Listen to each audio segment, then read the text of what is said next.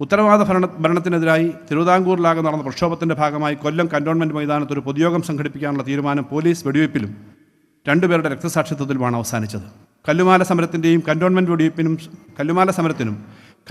വെടിവയ്പ്പിനും സാക്ഷ്യം വഹിച്ച പീരങ്കി മൈതാനത്തിലാണ് ഈ സംസ്ഥാന സമ്മേളനം ചേരുന്നത് എന്നത് ആവേശകരമായ കാര്യമാണ്.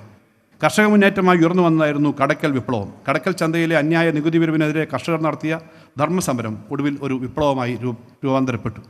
മധ്യകേരളത്തിൽ നിലനിന്നിരുന്ന ജന്മിത്വത്തിനും സവർണ മേധാവിത്വത്തിനും അസമത്വങ്ങൾക്കുമെതിരെ കർഷകരും കർഷക തൊഴിലാളികളും നടത്തിയ ധീരമായ മറ്റൊരു പോരാട്ടമായിരുന്നു ശൂരനാട് നടന്നത്. അടിച്ചമർത്തപ്പെട്ട ജനതയുടെ ആത്മരോഷമാണ് അവിടെ സടകുടഞ്ഞ് എഴുന്നേറ്റത്. ജന്മിമാരുടെ ചൂഷണത്തിനെതിരെ പോരാടാൻ കമ്മ്യൂണിസ്റ്റ് പാർട്ടിയായിരുന്നു അവർക്ക് ധൈര്യം നൽകിയത്.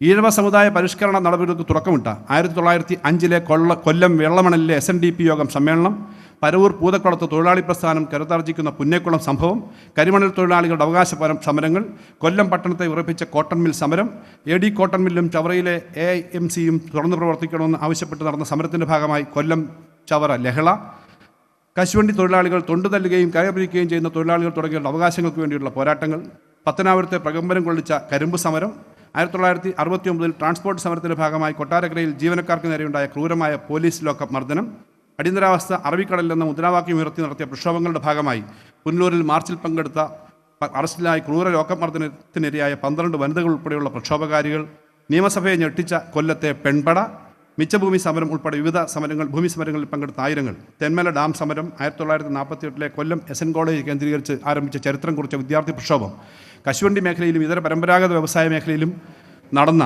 പ്രക്ഷോഭങ്ങൾ, ഇങ്ങനെ എണ്ണിയാൽ ഒതുങ്ങാത്ത സമരമുന്നേറ്റങ്ങളുടെ ചരിത്രം കൂടിയാണ് ജില്ലയുടെ ചരിത്രം. ജനാധിപത്യ കേരളത്തിലേക്കുള്ള പാതയിലെ പ്രഥമ രൂപങ്ങളായ തിരുവിതാംകൂർ ലെജിസ്ലേറ്റീവ് കൗൺസിലിലും ശ്രീമൂലം പ്രജാസഭയിലും ശ്രീചിത്ര സ്റ്റേറ്റ് കൗൺസിലിലുമൊക്കെ കൊല്ലത്തിൻ്റെ വലിയ പ്രാതിനിധ്യം ഉണ്ടായിരുന്നു.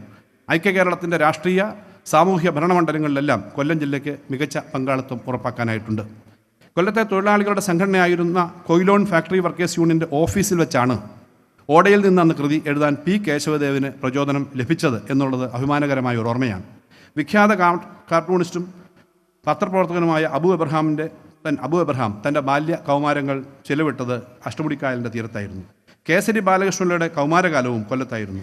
ഓച്ചിറയുടെ മണ്ണിൽ നിന്നാണ് വാഴക്കുല എന്ന കാവ്യമധുരിമ ചങ്ങമ്പുഴ മലയാളികൾക്ക് സമ്മാനിച്ചത്. മലയാളികളുടെ പ്രിയപ്പെട്ട കവികളും എഴുത്തുകാരുമായ ONV, കാക്കനാടൻ, തിരുനെല്ലൂർ കരുണാകരൻ തുടങ്ങിയവരും കഥാപ്രസംഗത്തെ കമ്മ്യൂണിസ്റ്റ് പ്രസ്ഥാനത്തിൻ്റെ വളർച്ച ആയുധമാക്കിയ പ്രൊഫസർ V. സാംബശിവൻ കമ്മ്യൂണിസ്റ്റ് പാർട്ടിയുടെ നേതൃസ്ഥാനത്തിലിരിക്കവേ വാഹനാപടത്തിൽ നമ്മെ വിട്ടുപിരിഞ്ഞ NS ശ്രീധരൻ, നമ്മെ വിട്ടുപിരിഞ്ഞ സഖാക്കൾ MK Bhaskaran, B. Raghavan, CP ആശാൻ, സാംസ്കാരിക വ്യവസായ മണ്ഡലങ്ങൾ വിരാജിച്ച തങ്ങൾകുഞ്ഞ് മുസ്ലിയാർ തുടങ്ങി ഒട്ടേറെ ഹൃദ്യമായ സാമൂഹ്യ സാംസ്കാരിക കായിക ജീവിത നേതൃത്വങ്ങൾ കൊല്ലം സംഭാവന ചെയ്തിട്ടുണ്ട്. കേരളത്തിൻ്റെ രാഷ്ട്രീയ സാംസ്കാരിക ചരിത്രത്തിൽ ചാലകശക്തിയായി മാറിയ KPACയും കൊല്ലത്താണ് രൂപം കൊണ്ടത്. കഥകളിയുടെ ഉപജ്ഞാതാവ് കൊട്ടാരക്കര തമ്പുരാനും ഈ നാടിൻ്റെ പുത്രനാണ്. കൊല്ലത്തിൻ്റെ രാഷ്ട്രീയ ചരിത്രത്തിൽ അവിഭക്ത കമ്മ്യൂണിസ്റ്റ് പാർട്ടിയുടെയും CPIMൻ്റെയും സംഭാവനകൾ നിസ്തുലമാണ്. തൊഴിലാളി വർഗവും കർഷകരും തിങ്ങിപ്പാർക്കുന്ന ജില്ലയിലെ വിവിധ പ്രദേശങ്ങളിൽ കമ്മ്യൂണിസ്റ്റ് പാർട്ടിക്ക് വേരോട്ടമുണ്ടായി. കശുവണ്ടി, കയർ മേഖലകളിലും മറ്റ് പരമ്പരാഗത തൊഴിൽ രംഗത്തും അനിഷേധ്യമായ രാഷ്ട്രീയ ശക്തിയായി കമ്മ്യൂണിസ്റ്റ് പാർട്ടി മാറി. അതിൻ്റെ ചുവട് പിടിച്ച് ഇടത്തരം മധ്യവർഗ ജനവിഭാഗങ്ങളിലേക്ക് വളരാൻ പാർട്ടി കഴിഞ്ഞു. 1964 കമ്മ്യൂണിസ്റ്റ് പാർട്ടി വളർന്നപ്പോൾ വലിയൊരു ജനവിഭാഗത്തെ ഒപ്പം നിർത്തുവാൻ CPIMന് കഴിഞ്ഞു. ഇന്ന് ജില്ലയിലെ ഏറ്റവും ശക്തമായ പ്രസ്ഥാനമായി CPIM വളർന്നു കഴിഞ്ഞിട്ടുണ്ട്. ശൂരനാടും കടക്കലും നടത്തിയ പോരാട്ടങ്ങളുടെ ഉശിര് ഇപ്പോഴും കൊല്ലത്തെ കമ്മ്യൂണിസ്റ്റ് പ്രസ്ഥാനത്തിനുണ്ട്. വിദ്യാർത്ഥി, യുവജന, സാംസ്കാരിക രംഗങ്ങളിലും കൊല്ലത്തെ മുന്നേറ്റങ്ങൾ ശ്രദ്ധേയമാണ്. വിദ്യാർത്ഥി സമരങ്ങളുടെ നിരവധി ചരിത്ര സന്ദർഭങ്ങൾ കൊല്ലത്തുണ്ടായി.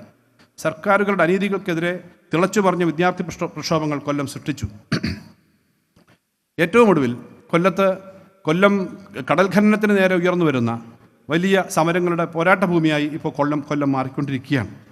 കൊല്ലത്തിൻ്റെ വിപ്ലവ മണ്ണിൽ CPIMൻ്റെ സംസ്ഥാന സമ്മേളനം വീണ്ടും വന്നെത്തുമ്പോൾ ഇടതുപക്ഷ പുരോഗമന വിശ്വാസികളായ മുഴുവൻ മനുഷ്യരും ആവേശഭരിതരാവുകയാണ്.